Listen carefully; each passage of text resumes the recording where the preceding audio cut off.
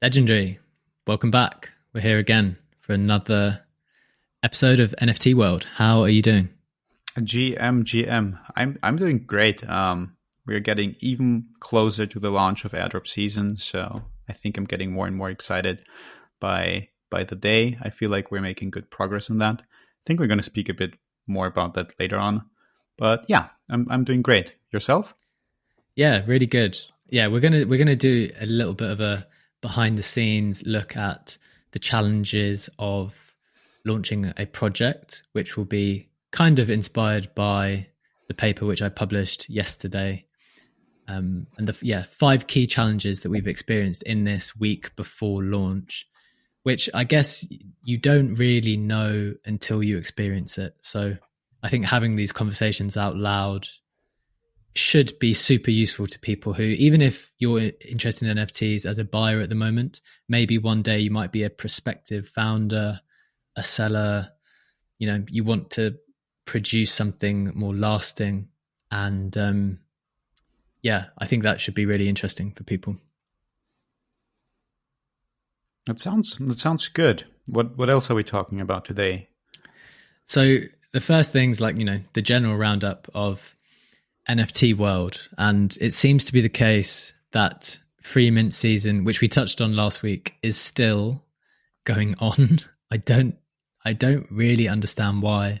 And I'm hoping that you have some intelligent commentary to make about it, because I am frankly struggling seeing the particular types of mint that are selling for the prices that they're selling at. So what have you been buying? Because I know you've been buying certain things. And can you please explain your buying thesis? I think one thing is easier to do, and this is describing what I've been buying than explaining my buying thesis. Yes. No, just kidding. So I feel like the free mint season is getting more intense and more active by the week.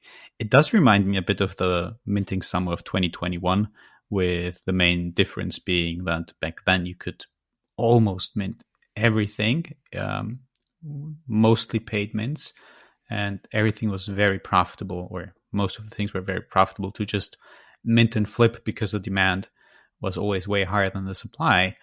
And I feel like now we're in a market with, people who, first of all, the market is way bigger right now. We don't really have that enthusiasm that we had in the bull market a couple of months before, but it's still that people are trying to look for the next big hit, for the next NFT to flip, for the next blue chip to collect. And I feel like it's a natural progression, right? With the bear market and NFT prices dumping, that also applied to the very same extent to minting prices, and minting prices went down. And there was like a brief period when, the minting price average moved to like 0.02, 0.03, and then moved down even more. And I feel like, the end point of this natural progression at one point is just to have a free mint. And also with generating the smart contracts, at least basic smart contracts, become more of a commodity, because I see many projects just copy pasting one another's smart contract and adapting, and even teams who pasted a smart contract then struggling with starting the mint, pausing the mint, opening it up to public, changing prices, because they are not used to doing that. So I feel like the entry level to just get a mint out there is becoming way and way lower, which kind of leads to an increase in noise, because we have so many projects and we have a lot of low effort derivatives, especially with Goblin Town. Like last week, I feel like were a couple of days, if you looked at the trending charts, were like 12 out of 20 or something like that projects where Goblin related derivatives, Goblin girls, Goblin babies, Goblin pets, whatever it was. And Goblin, the Goblins were a free mint. Many still try to chase the next Goblin-like free mint, not blue chip, but at least massive hype. But I also think amidst that kind of noise and that level of projects, we have a couple of legitimate teams who are just right now having discussions whether they should, change from their paid mint model to a free mint, and a couple of projects did that. Atmos, for example, which focused on the Twitter banners, it was like 2 weeks ago. They initially were supposed to be a 0.2 ETH mint, and then they changed it to a free mint. A couple of other projects did as well. So I think now the real challenge becomes to either identify free mints that generate enough hype so that the demand is high and you will see an increase in floor price if you're just out there to flip them. Or, and this is the more interesting part in my opinion, to find legitimate teams that are just using the free mint as, an easy starting point to build a community and to market to the community, and then really try to build a legitimate business and basically profit and benefit off the royalties that they generate on the secondary market. So why do you think the free mint season is so popular right now? I think because, it sounds, a bit redundant to answer it like that, but I really think because like the entry cost is so easy. It just takes a couple of bucks to enter one of those projects, and people speculate on either the flip or being a solid project that's been built like the goblins are. And it's just, for many, I think it's a quick gamble to be like, I'm going to spend $4 or $5 on the mint, because minting is cheaper than, paying the gas fees to buy it off OpenSea once it's sold out and have it transferred to your wallet. And I also think that the massive popularity and success of the goblins, who still have a 6 ETH floor right now, or very close to 6 ETH, drive so many other projects and copycats to, do the very same thing, have the free mint. And I feel like it's to some extent, it's still kind of the same group of people that discuss the free mints, a couple of alpha chats, a couple of degens, but I feel like this group is growing because the entry price is just, $5, $10, $20, depending on the gas fees and how many you mint, to get in and to have your your bet or your gamble that this project is going to turn out well. Whereas I feel like if you would do this with 0.1 ETH mints all the time, you do 10 mints like that and you spend almost $2,000. So I think this is what keeps the free mint season going, is literally that it is so cheap to participate. Yeah, I think there's 2 points there. One is that, I definitely agree that there's been an uptick in, apparently the volumes are down across more expensive projects, but there's been like renewed interest, at least. I don't know if this translates to the numbers, but in Discords, I've seen people more actively discussing, like kind of hunting for things. So that's something I have noticed, which I thought had gone quiet for a while. So people are legitimately like, what are we minting today? Like they're coming to the Discord with that question, on the lookout for opportunities. So I think that's one thing. And then the second thing is, it's this is just gambling, I think. Yeah. I think it's become divorced from at least what people previously thought of as, as part of the evaluation of a project previously. Maybe people would look at the roadmap or look at the team or look at some context or details, but I don't think that is what is happening now. I think it's literally just, here's something free, let's buy it in the hope that it goes up. And it's sort of just a game of hot potato, I think, where it's like, well, as long as you can find someone to sell it to in 24 hours, then you're good. And then that just keeps going on until there is no one left to sell it. Yeah, but I feel like with most projects right now, it's like of those, pump and dump style, 24 hours is way too long of a period. Like that's ambitious. I've been following a couple of those, and it's really, they mint out, then sales start picking up on the OpenSea or don't. But if they start picking up, people get out at 0.01, 0.02, 0.03, some way to getting closer to 0.1, or whenever there's a bigger, wall of listings active on OpenSea. And it's often like a thing of mint it and get rid of it within the next hour. So I feel like this, turnover speed, this velocity is massively increasing, and the volatility. Like even if the projects like Boki or We're All Gonna Die, uh, they've seen changes in floor price in such a short amount of time, going up and down that I haven't seen before with other projects, which I think goes to show, the intensity of gambling that's going on. Like Bokeh pumped a couple of times between zero point 0.2 to zero point 0.4, 0.2, 0.4, exploded all the way up to 2 ETH within almost overnight. Like, at least from my time zone's perspective, it was overnight. Then went down to 1 ETH and something, and now trades at like 0.6-ish, 0.7-ish. So I feel like it is moving way, way faster than it was the case with Minting Summer of 2021. Yeah. Do you think, this is something I think about, do you think that there is anything cultural? Because people say, oh, we're doing this for the culture, for the culture, for the culture. What is cultural about a free mint? Because I'm not necessarily sure that I get it, in the sense that, okay, it's a gamble. Maybe is that the element that's cultural? Because in a way, it's not cultural in that most people are participating to profit.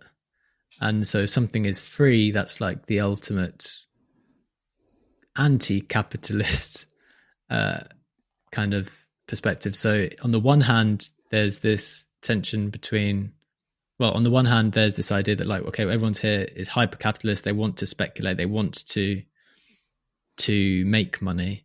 But then for somehow the cultural element is give us stuff, well, provide stuff for free, and then we want to speculate on that.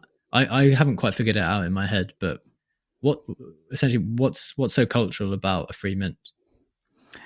I don't think that this culture is there yet. I see all that, free mint culture talk, but I think this could be a starting point as to where projects, in the NFT space often are like, we are going to raise a couple of $1 million with the minting price, and this is the roadmap that we are promising to build, and we're either going to build it, or we are going to fail building it, or we're going to rug pull, and that's on you to guess when you mint our stuff. And this is sort of changing to, or transitioning to, we don't promise anything, like the goblins. Take the free mint, take the free NFTs, and we might do something or not. And this is like, the complete opposite of that, what we've seen before. And I think the culture that could emerge from that is basically legit teams trying to figure out a free mint where they find a solution using pre-mint or whatever, that the free mint doesn't get botted, where they get, genuine users, and then start the journey with their users from the very beginning, from a free mint with not really a lot of capital going on because they didn't raise any. And as they build, the trading volume is going to increase, interest is going to increase, they're going to rake in royalties from the secondary market. So I could see the free mint season right now later transitioning into a new culture, into like paradigm shift of, we are going to start as a free mint and build together with the community, and not, raise a couple of $1 million, deliver fancy roadmaps, and then try to implement those. So this could be a cultural shift, but I don't think it's there yet. Yeah, I don't know. It's a difficult one to figure out, I think. What do you think? Do you think it's slightly more cultural, like the CCO element of it? Because it seems to be the case that one of the things that has accompanied these free mints, on top of the fact it's just like, well, we're not promising anything, we're not necessarily going to deliver anything. It's also, you have all of the rights to this stuff.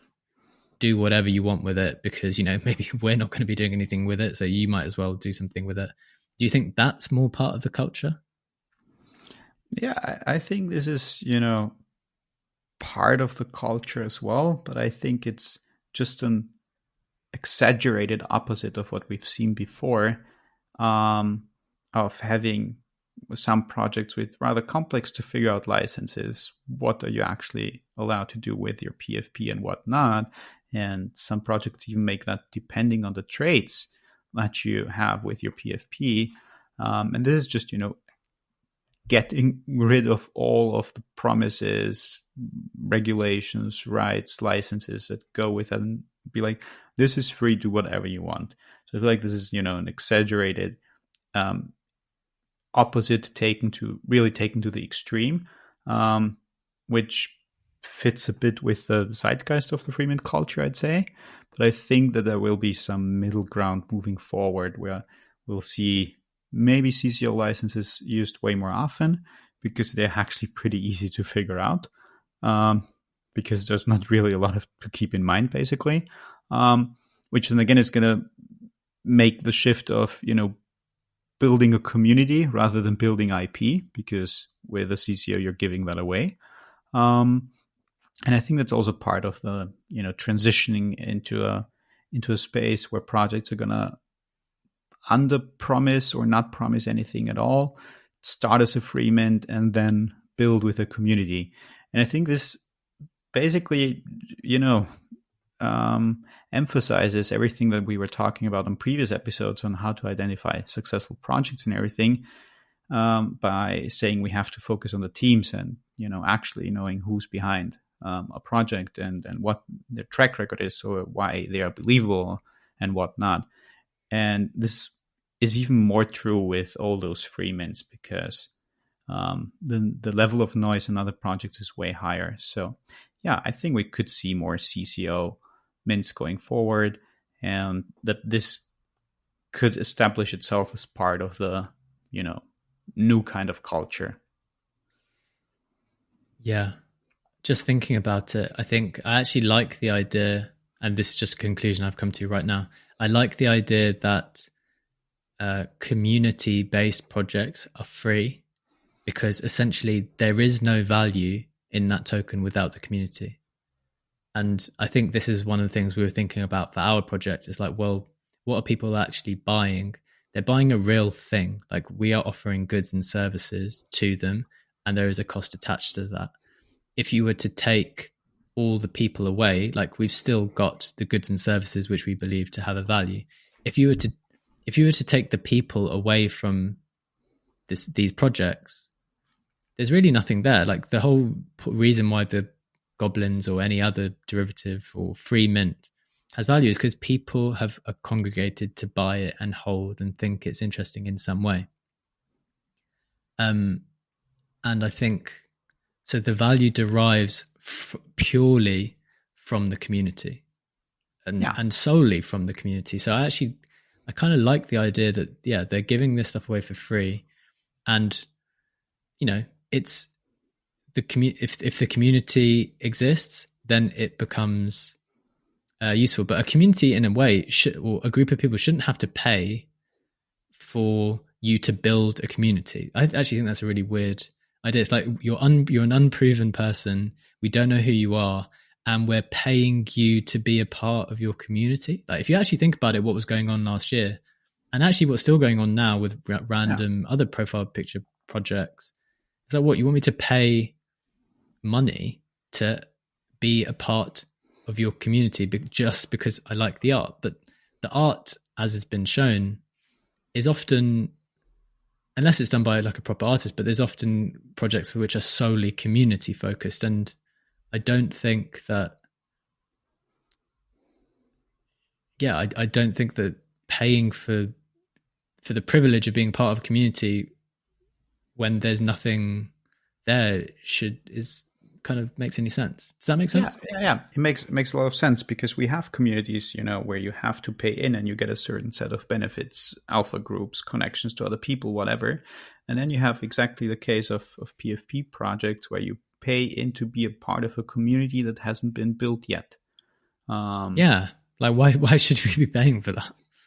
And then I also think, with more and more corporates and famous people getting into the NFT space and bringing the licenses, and I think Kanye West did register like 17 trademarks for NFTs, metaverse, brands and projects that he might build. They bring the way of doing and dealing with business from the economy that they're used to. And just think that, the Web3 and NFT community always likes to think of, or has the tendency to not really like corporates that much. So I think Yes. this is even more a reason for them to be like, okay, we're just going to do the complete opposite. It's going to be free and come with a CCO license that says, do whatever you want to do with our PFP art or whatever the project actually is about. Yeah, I agree. I think it's a slight reaction to the anti-corporation style of thing. I also think it's just the easiest thing to do. Um, Yeah, because you don't like, have any responsibilities at all, right? You don't promise anything. yeah, You're like, you also don't have to pay a lawyer to draft your things because you're yeah, just like do whatever you want. So yeah, there's a variety of reasons why I think people are taking that route. But we mentioned some of the challenges of building a community, and obviously, I think we can move in towards kind of discussing. Yeah, we sort of discussed like why things are free, why things cost money, what the nature of NFTs and why certain things might cost, why certain things might not. So let's transition into our project now, where we discuss some of those things. And in the article I published last night, I discussed some kind of 5 issues that we have faced in the run up to launch.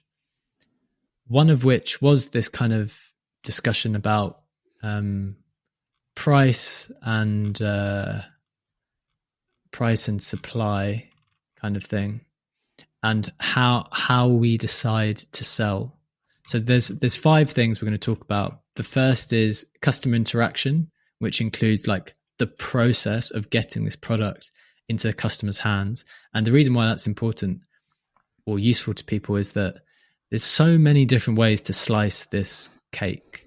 Like we could, there's Dutch auctions, there's free mints, there's priced mints, there's raffles, there's guaranteed mints. Like there's all these different things that you need to decide as a founder. So there's actually loads and loads of things to consider there of how you're actually going to get this product into your customers' hands. We also are going to discuss the website and minting process, because that was something we found like a little bit of a challenge. And now we've actually got a site. Maybe I'll share that with when we publish this. It's looking really, really great. The third is marketing and reach, which is a huge, huge aspect to consider. The fourth is partnerships, and we've actually got some cool ideas we're working on there. And the last thing is the enduring nature of NFTs. And I think that's really interesting, because one piece of feedback we got, and I think this is a really good piece of feedback, was that, NFTs, literally, unless you burn them or like do something with them, they're just going to be there forever with your name on it. And so you have to think really, really hard about why, or like what that NFT is going to do and its longevity, because it is an asset that's going to exist forever. So we're going to discuss a little bit about what we're thinking without guaranteeing anything, like how we're kind of dealing with that challenge. So yeah, let's start with that customer interaction point. How did you find? So we've been through at least half the process, right? We did some private whitelists for subscribers to the B-Check papers. We then did some more private whitelists for people who were interested after reading our deck. How did you find doing that via DMs? I think it was a lot of work to do that. Like it was very rewarding, because you were talking to people, who found interest in your product and were talking about something that they read on the deck or a question that they wanted to have an answer on. So it's, pretty cool to see that people are interested in what we are building, but it's also like very, it's very intense in terms of work, because you're communicating with people on a one-to-one basis. And whenever I answer a question about the product, I'm like, yeah, this is a very good point, but I would like to share this, to all people out there who are potentially interested in our airdrop season, and not only in a one-on-one conversation. But I feel like it's very important to do that. I feel like, you can't be the person who says, no, I don't have time for one-on-one chats.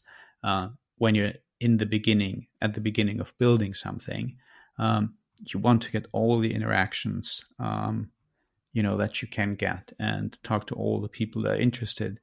Because first of all, this is a very good starting point to build a community. Second of all, they themselves are in other communities whom they might talk to about what they just learned about your product. And I feel like it's just a naturally humble approach to take the time to talk to everyone who's interested in your product, and not be like, I'm just, here's the deck, read it, everything's answered in there, and push them away, because they are coming to you because they're interested in what you're doing. So just be humble, treat them with respect, give them your time and talk to them, even if it's intense in terms of work. Yeah, I agree. I think, I mean, in this paper, I'm just reading it back again, and I think I literally say that doing the DMs was probably a mistake because of the time frame. But then in the next paragraph, I go on to say, having said that, I had so many great conversations on the project as a consequence of doing the extended direct message whitelist process. And you're right, like, you don't, yeah, of course you can't scale that forever. You can't have private conversations with thousands of people. But it was actually super valuable, right? Like, we got so much feedback, and we actually shared it as part of in one of our Twitter threads. And if we'd gone auto direct to pre-mint wallet collection, we would have missed out on all of that. Yeah. And, this deals exactly with what I was saying before, that, man, this is great feedback, good conversation. I would love more people to see that. And this is exactly what you can do with, talking to people on a one-by-one basis, and then taking all the information, putting together frequently asked questions, or just a Twitter thread of interesting pieces of conversation that deserve to be highlighted throughout all of that process. The thing is, though, like, I mean, I don't disagree with anything we've just said. I agree it was super important. But I think I spent, I don't know, there were days, I think I probably spent 5-6 hours doing DMs, like, just because, as you can imagine, there's multiple people. So I think I might have done more than 100 or around 100. And this is separate to the people who replied to the email address. And actually, the email address thing worked better because that's all in one thread. So I've got all of those in one place. So that was quite a nice way of doing it. That's all in one place. But the DMs on Twitter, I wanted to kind of check that they had read the details. So I'd always ask the question, which I think is good, because I needed to, I want to engage. I want to make sure they understand the details. I want to make sure if they have any questions. So I would always ask that. And then, some of the people do have questions. Some of the people go off in different directions, and you've got to respond and take all those things into account.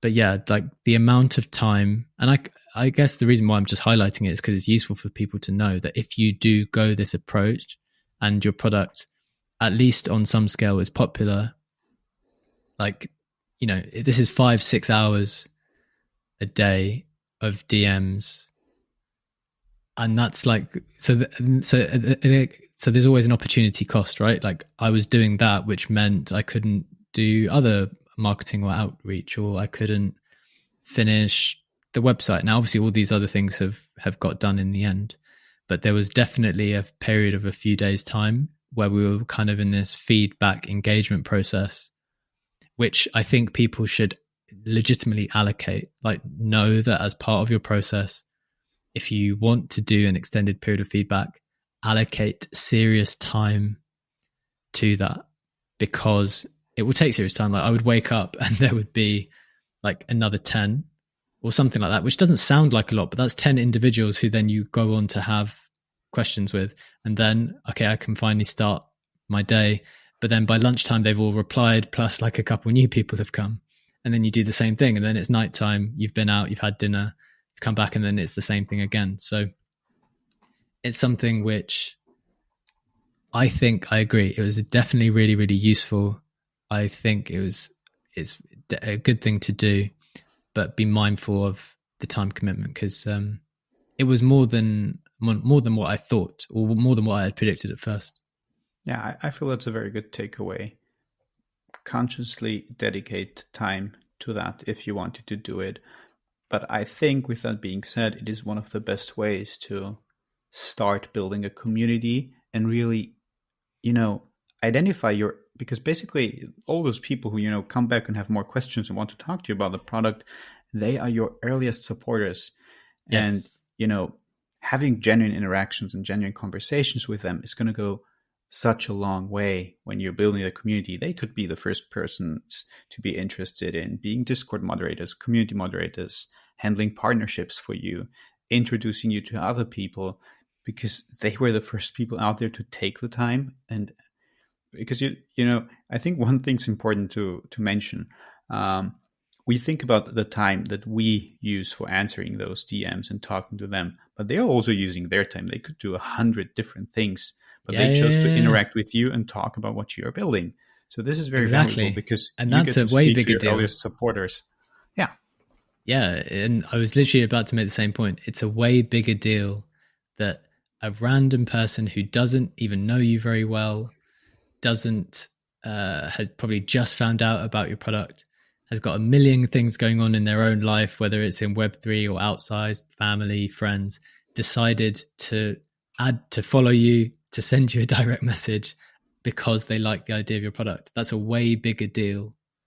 Um, than it is for us to speak Yeah. about our, like, obviously we're speaking about our product, it's our product, Yeah. but these are people who are unconnected and just thinking it was cool. So yeah, I completely agree. So being, if anything, it's not something to complain about. It's something that, look, just be mindful. It's going to take a load of time. It's a good use of time, and be really grateful the fact that all these people are messaging with such frequency. Yeah. Yeah. So what was I, the second point on your list of the 5 challenges that we met? so the second point was about the website and like the minting process. And I think this is particularly important for people who are not technical people as such. And I know you're slightly more technical than me, so it's like it's not like you can at least have a working knowledge and understanding of the stuff a bit better than me. But ultimately, neither of us are building the minting functionality, so we did need someone to do that.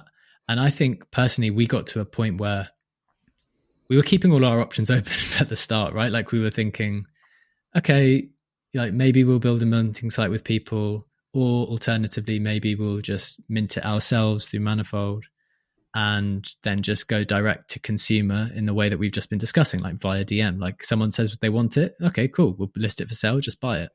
Kind Mm-hmm. of, a direct to consumer route. And keeping the options open was sort of nice at the beginning, and then it got to the point, I think last week, where it became actually just a huge cloud over my head, or at least that's how I felt. I don't know if you felt the same, but it became a huge cloud over my head, and not having the certainty of knowing who the hell, because we were also speaking to a variety of devs, right? Like we would speak like, oh, maybe this guy will be able to do it, maybe they won't, maybe they're available, maybe they're not, oh, maybe they'll do it for this price, or maybe they'll do it quicker if we pay them a bit more. Like we were just, again, we were spending a lot of time discussing things without making a definitive move forward.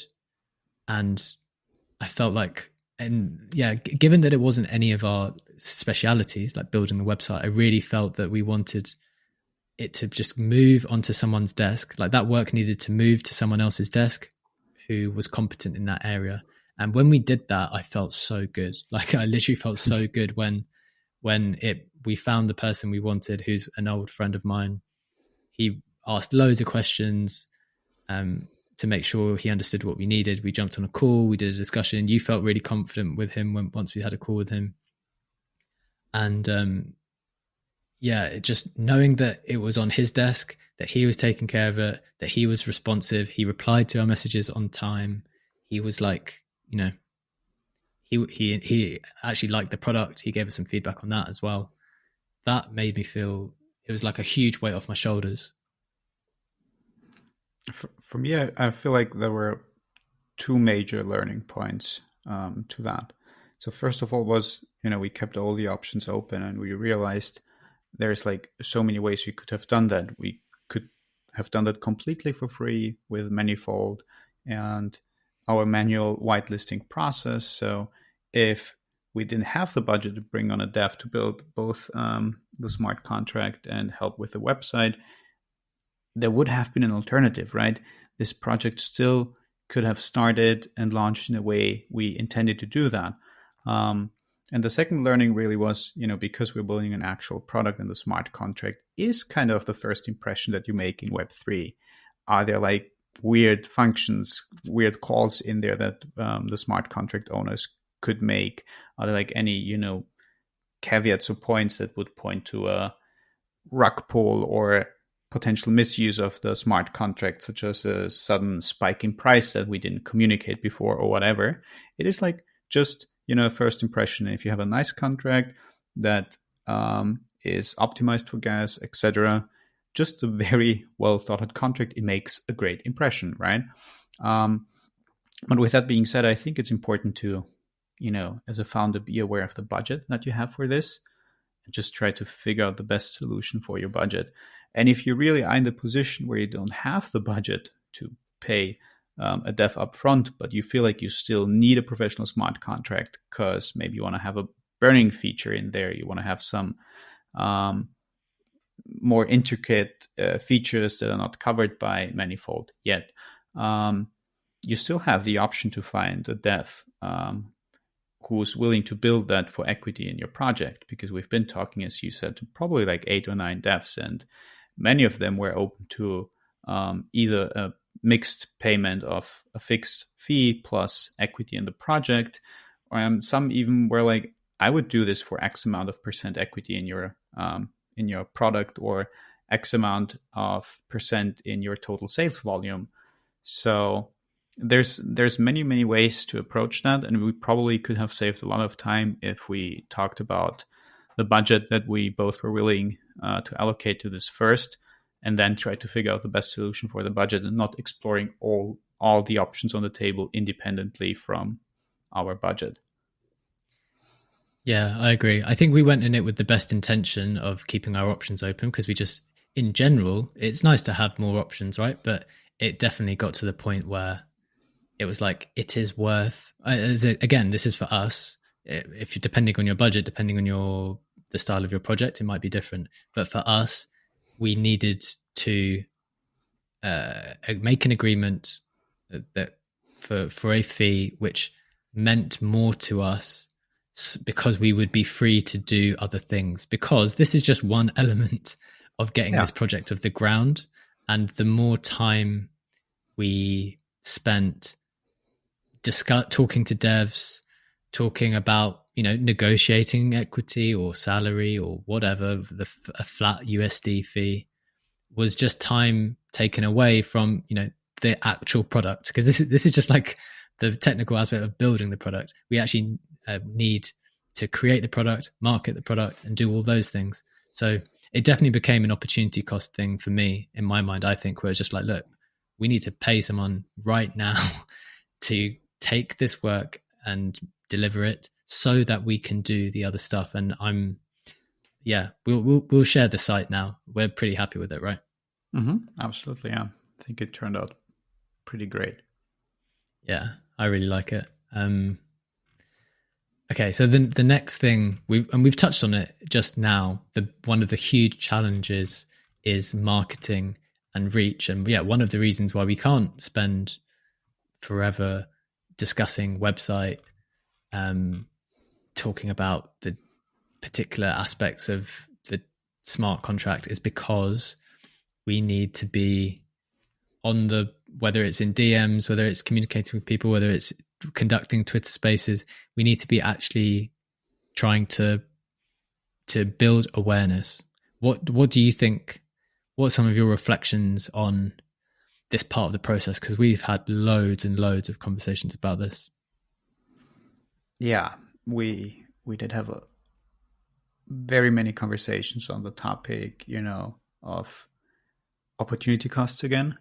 how can we scale our communication in such fashion that we talk to more than one person, but also both kind of were like very aware of the fact that the one-on-one marketing, just we had as we had the one-on-one customer interaction and feedbacking and answering questions, is very important as well when you just want to get your feet on the ground and start building a community. So again, I think, and I have a marketing background actually as well, so I know how important What? marketing is. Do you? I do, yeah. In after consulting and investment banking, I I did think between us, we've basically done everything at some point in time. kind of, yeah. I did marketing and public relations for two fintech startups that were scaling in Western Europe.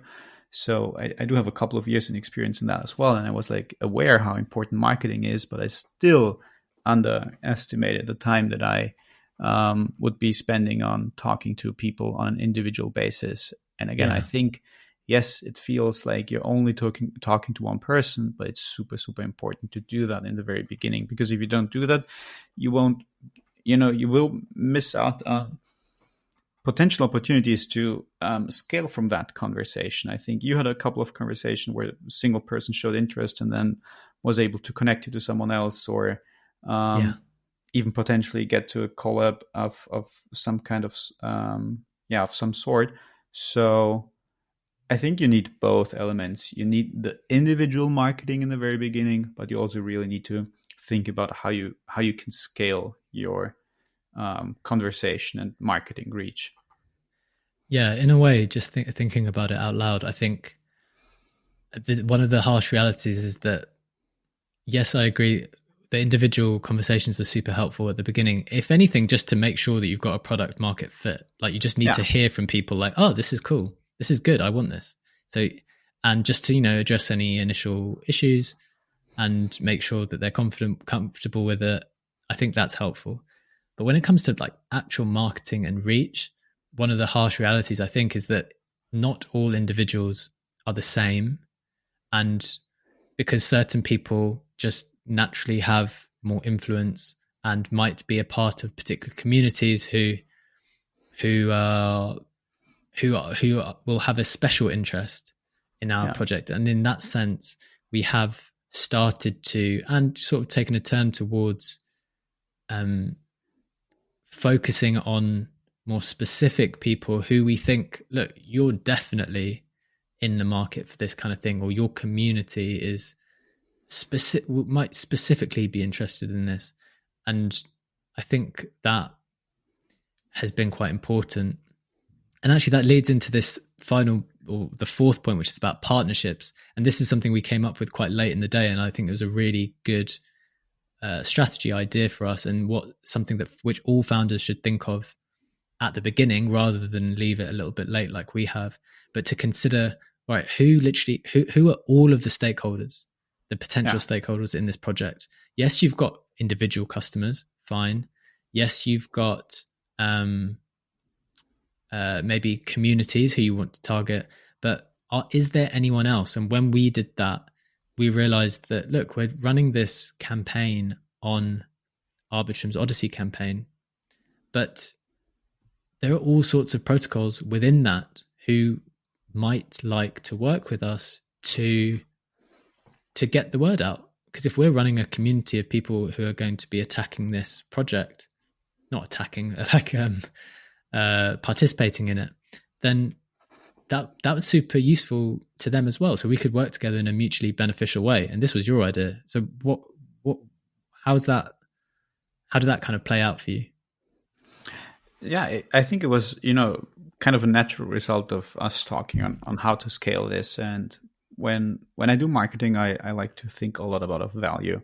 I just don't want to market into random communities and be like, hey, we have 50K people in that Discord, we should connect with the founders and have a whitelist or have a giveaway going on there.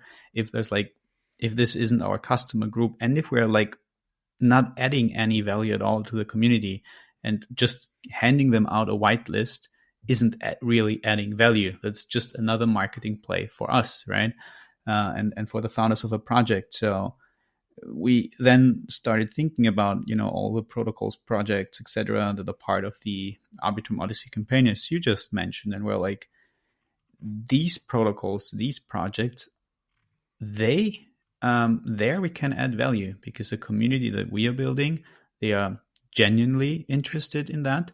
They are going to take part in the Odyssey campaign. They want to learn more about layer 2, and this is where like really can build a strategic partnership with a community that goes both ways. That's going to go beyond just here's a quick giveaway or here's a quick whitelist promo thingy that we're going to do just for awareness, just for reach, which is okay to do.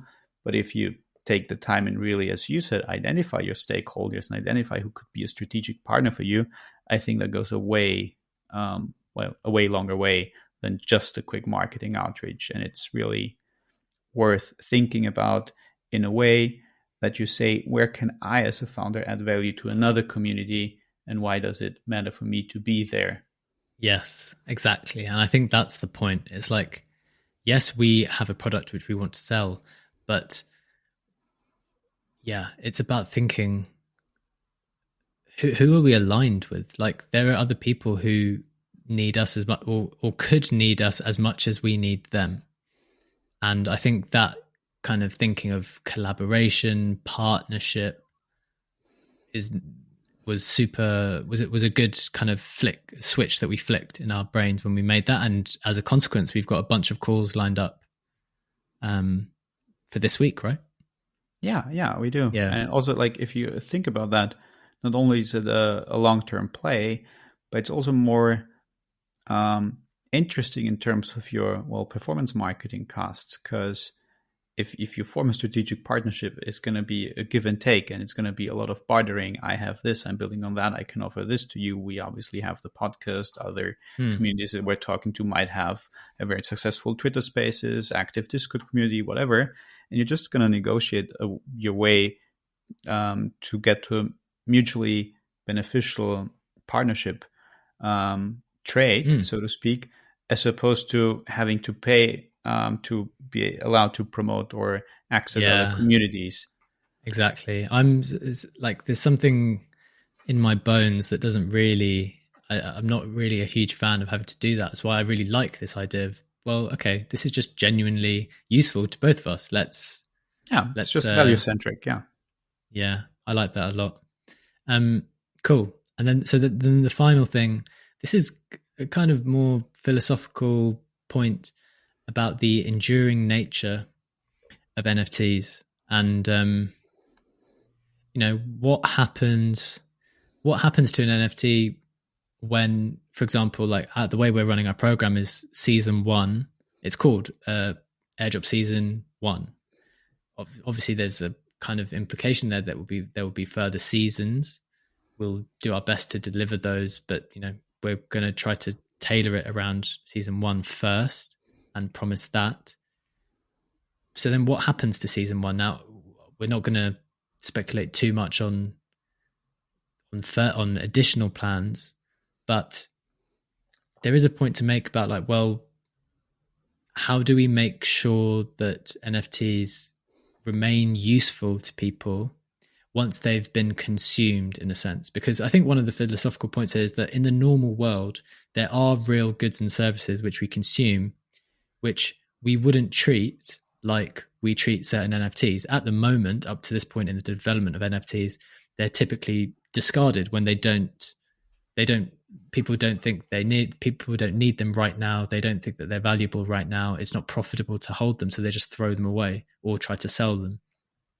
But there are loads of items in the real world that we don't treat like that. And the example I give in this paper is I take a photo of my book case.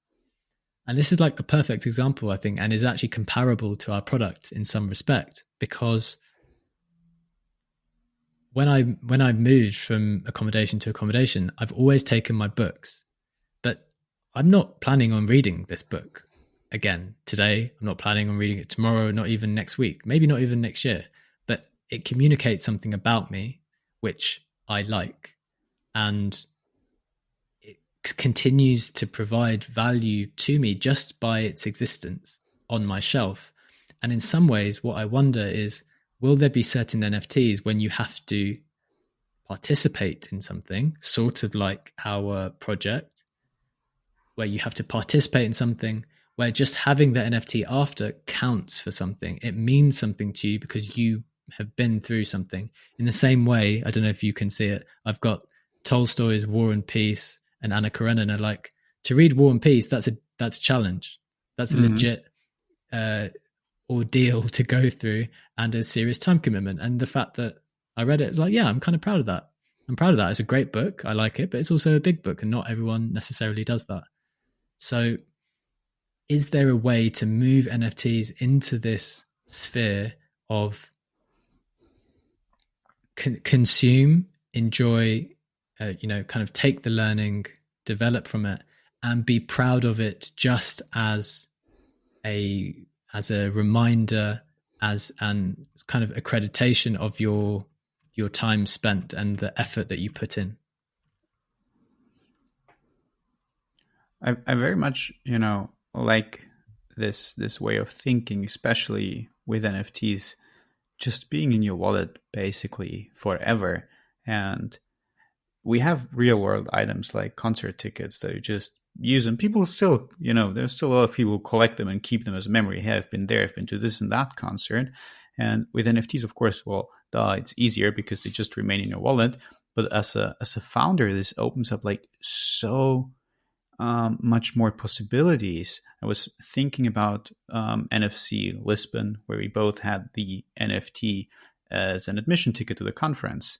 And, wouldn't it be cool if after the conference, the ticket turns into a highlight reel of all the conference's, memorable moments, interesting talks, just a video highlight reel that I can, go back and rewatch. Because right now, and especially with transaction costs, just burning the ticket once I used it and then it's out of my wallet, out of my sight, isn't really feasible. And it's also not the most memorable or coolest thing to do, because ultimately your wallet kind of becomes this digital collection of all the experiences that you collect. Yeah, all the experiences that you had in the Web3 space. And I think this opens up a plethora of avenues on how to add to the longevity of your NFT. And it also becomes more than just a philosophical question, because if you put, an NFT into the hand of your collector, it's going to be there forever. Of course, they might sell it or transfer it or put it in the hidden wallet, but on the blockchain, it's going to be there forever. Even if it's burned, the transaction history and everything is still there. So you might want to think about, what is the end state, the end game for the NFT that you're doing, even if it's just a simple thing as a utility token, as an entry ticket for an event, party, concert ticket. Yes, you could have it burned and then just have it kind of disappear forever. Or you could think about an alternative end game for your NFT, so that people don't want to hide it in their wallets. Yeah, exactly. I do think there's scope for people to move, like, as long as the experience that you provide for a period of time is quality. And yeah, for example, NFC Lisbon is a good example. We had tickets for that.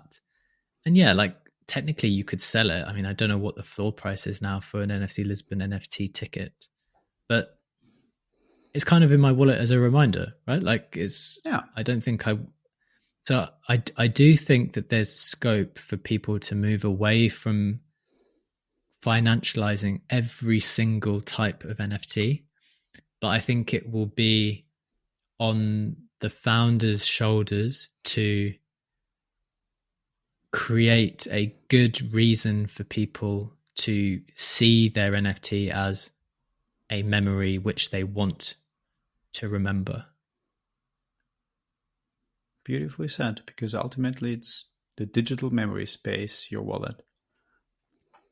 Yeah, I think that's a cool concept, and it's something we're thinking about. Like, we don't know, to be clear, we don't know perfectly how to do this yet, but just me as an educator or as a former educator, I'm thinking about this from this kind of the accreditation standpoint, and thinking about how people can sort of have qualifications on chain, and like all of there's so much knowledge that we have and that we learn.